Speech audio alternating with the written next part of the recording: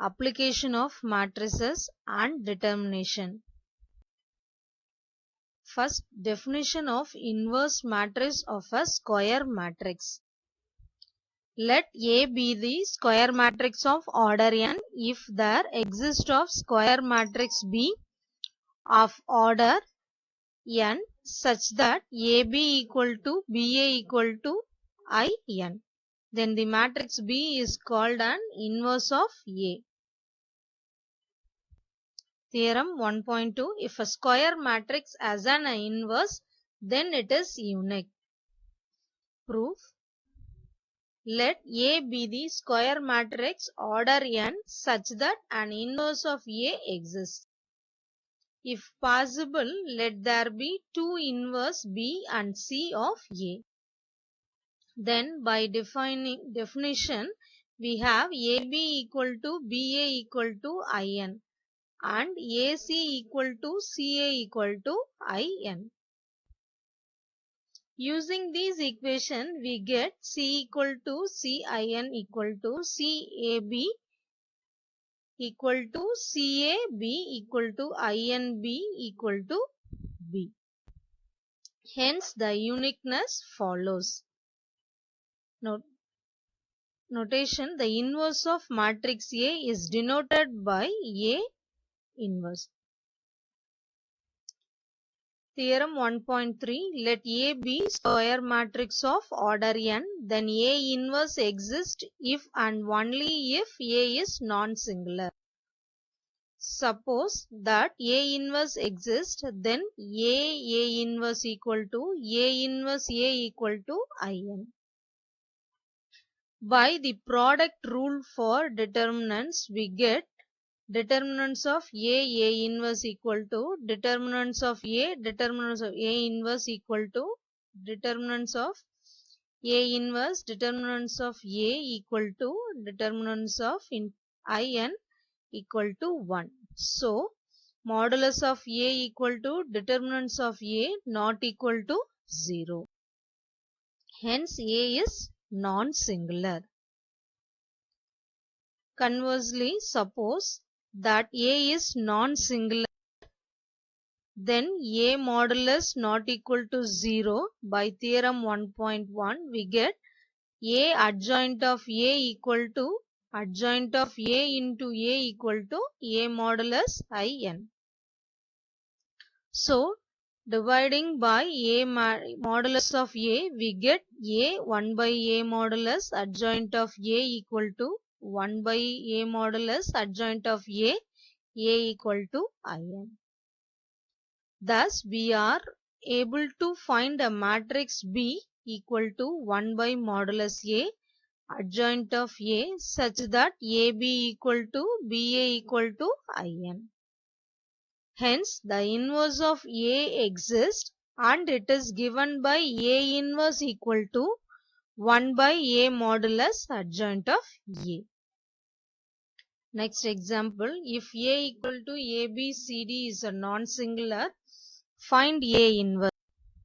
Solution: we first find adjoint of A. By defining, we get adjoint of A is M11 minus M12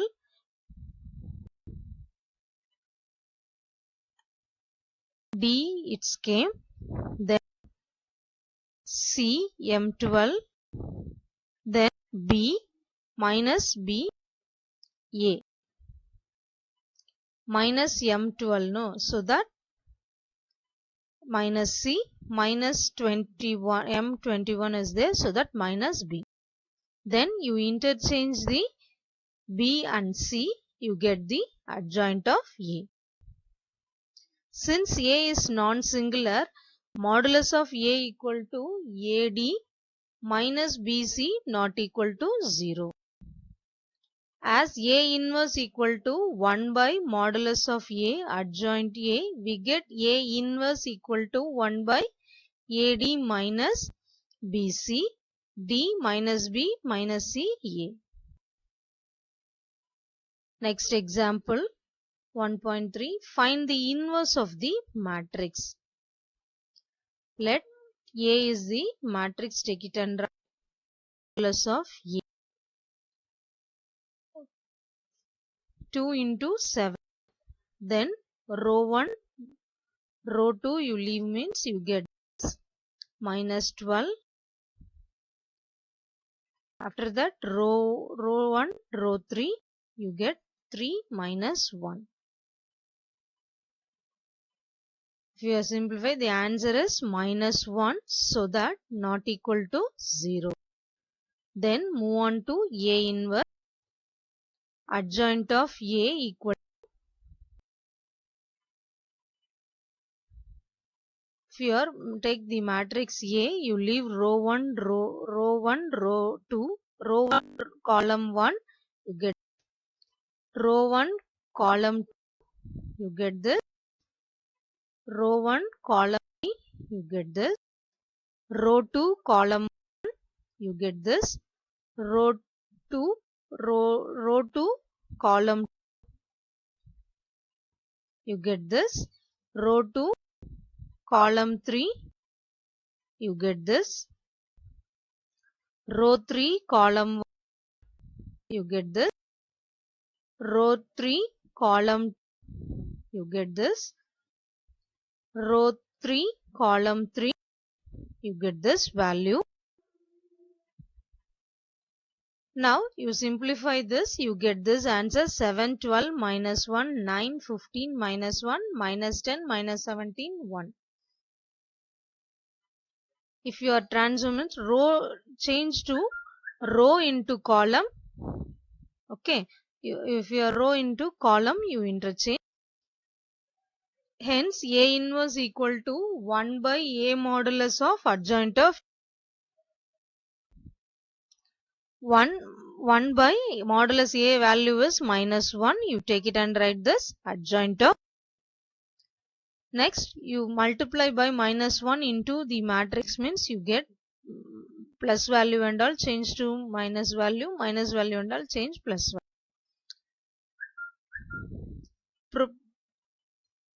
Properties of inverse of matrix.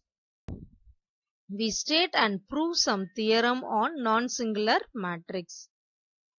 Theorem 1.4. If A is non-singular, then you prove these three as a non-zero scalar. Let A is non-singular, then modulus of A not equal to 0 and A inverse exists by definition. A inverse equal to A inverse A equal to In. First equation.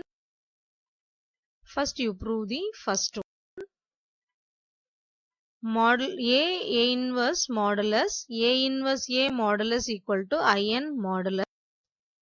Using the product rule of determinants, we get A modulus A inverse equal to modulus In equal to 1. Hence, A inverse modulus equal to 1 by A modulus is proved. Next, you proved A transformation of inverse A inverse of transformation. A inverse transformation equal to A inverse A transformation equal to In transformation. Using the reversal law of transformation, we get A inverse transformation equal to A transformation A inverse of transformation equal to In. Hence, A transformation inverse equal to A inverse transformation. Next, third one.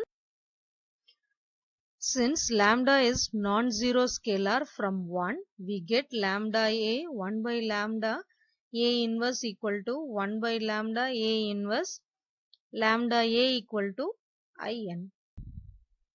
So, lambda A inverse equal to 1 by lambda A inverse.